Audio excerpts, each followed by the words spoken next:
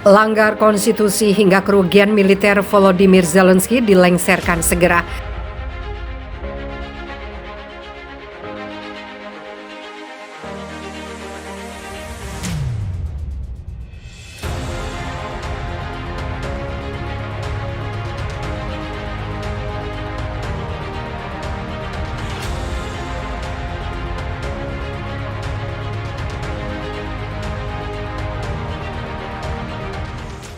Telah menyebabkan banyak kerugian materi hingga korban jiwa berjatuhan.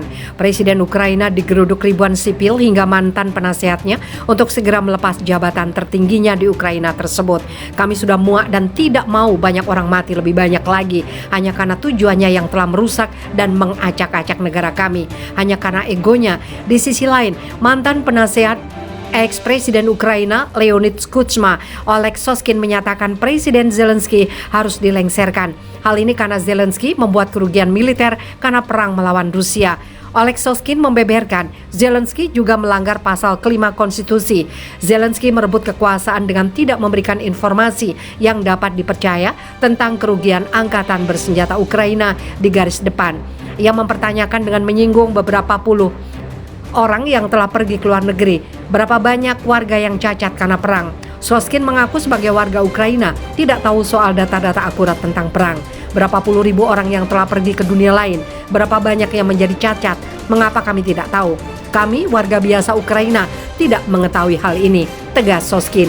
Dia ingat bahwa pemimpin Ukraina itu juga mengadopsi undang-undang tentang media yang menghancurkan kebebasan berbicara di dalam negeri. Selain itu, Republik ini memiliki undang-undang yang melarang laki-laki bepergian ke luar negeri, yang antara lain membatasi hak dan kebebasan warga negara.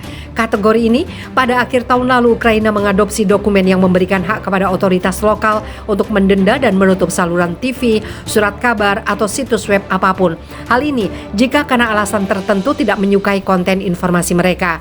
Perwakilan resmi Kementerian Luar Negeri Rusia, Maria Zagarova, mengomentari keputusan ini, mengatakan bahwa undang-undang media Ukraina yang baru melegitimasi kesewenang-wenangan terkait dengan media.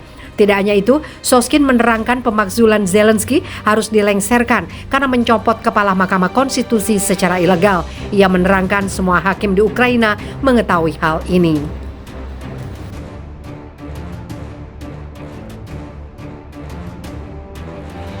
Zelensky menyerah, pertahankan Republik Rakyat Donetsk dan segera mundur, angkat koper.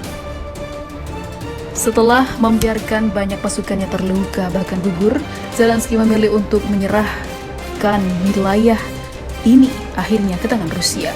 Bahkan mantan pelawak itu terlihat sudah tak sanggup lagi dalam memimpin negaranya tersebut.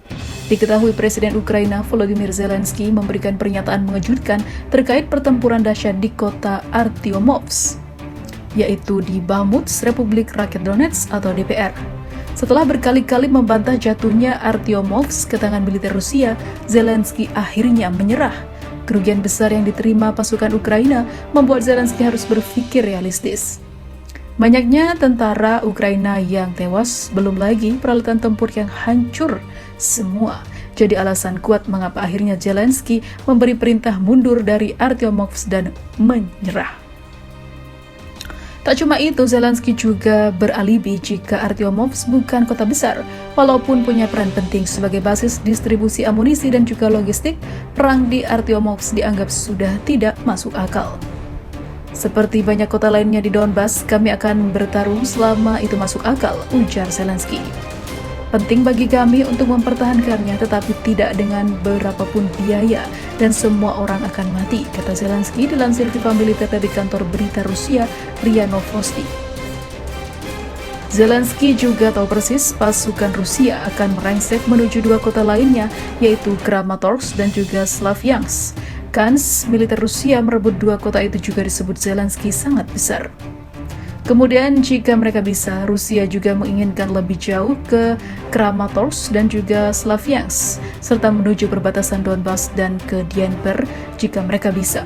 Ucap Zelensky melanjutkan, kami melawan dan sementara itu kami sedang mempersiapkan serangan balasan berikutnya, ungkapnya.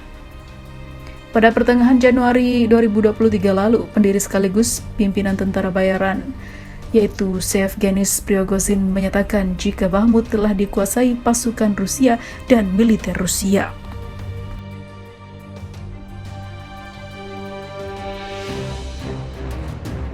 Dengan konsentrasi merebut sejumlah wilayah di Republik Rakyat Donetsk, pasukan angkatan bersenjata Federasi Rusia diklaim berhasil menghabisi ribuan nyawa tentara Ukraina. Seperti yang dilaporkan Viva Militer dalam berita terdahulu, unit militer Rusia yang didukung pasukan separatis milisi rakyat Donetsk, milisi rakyat Luhansk, dan tentara bayaran Wagner Group telah merebut dua kota, Soledar dan Artyomivsk atau Bakhmut. Meskipun masih ada sebagian tentara Ukraina yang masih bertahan, pasukan Vladimir Putin menguasai lebih dari setengah eks-provinsi Ukraina yang memilih bergabung dengan Rusia. Dalam pernyataan terbaru, Menteri Pertahanan Republik Federasi Rusia, Jenderal Sergei Shoigu, mengklaim bahwa lebih dari 11.000 prajurit angkatan bersenjata Ukraina selama Februari 2023. Dilansir Viva Militer dari kantor berita Rusia, RIA Novosti, Shoigu kembali memperingatkan Amerika Serikat dan sekutunya untuk berhenti mensuplai senjata ke Ukraina sebagai bagian dari strategi Amerika untuk menghancurkan Rusia dengan kekuatan senjata negara-negara barat, meningkatkan pasokan senjata dan peralatan militer ke Ukraina dan memperluas program pelatihan untuk personil tentara Ukraina, ujar Shoigu. Pada saat yang sama, dukungan NATO untuk rezim Kiev tidak membawa keberhasilan bagi pasukan Ukraina di medan perang. Sebaliknya, telah terjadi peningkatan kerugian yang signifikan di antara personil angkatan bersenjata Ukraina. Jumlah korban tewas dari pihak militer Ukraina disebut Shoigu meningkat tajam 40% jika dibandingkan dengan data Januari 2023. Saat itu militer Ukraina kehilangan lebih dari 6.500 tentara sebelum meningkat menjadi lebih dari 11.000 pada Februari.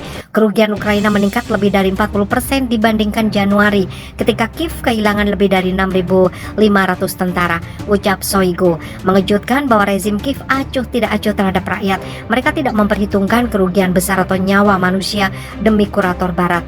Pada gilirannya, prioritas kami tetap menjaga kehidupan dan kesehatan personil dan warga sipil, katanya.